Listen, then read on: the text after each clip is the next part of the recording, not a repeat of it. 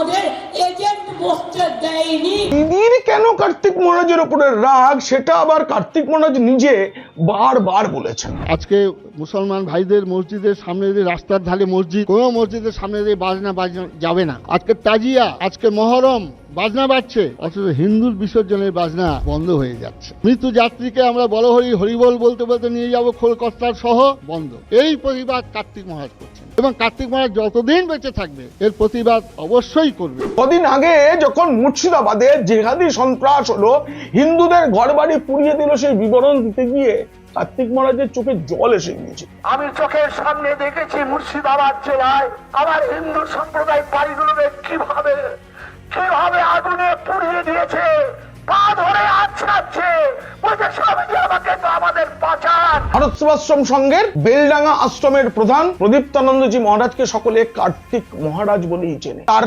তৈরি করা স্কুলে হিন্দু মুসলিম ছাত্রছাত্রীরা একসাথে পড়ে, একসাথে বড় হয়, একসাথে তারা খায়। সেই জন্যই কেন্দ্রীয় সরকার কার্তিক মহারাজকে পদ্মশ্রী পুরস্কার দিয়েছে। श्री स्वामी प्रदीप्तानंद आध्यात्म। এই নিয়ে গোটা ভিডিওটি দেখতে হলে নিচে ডেসক্রিপশনে থাকা লিংকে ক্লিক করুন। আর যদি ভালো লাগে তবে অবশ্যই সাবস্ক্রাইব করুন। পিনাক কি বলছে।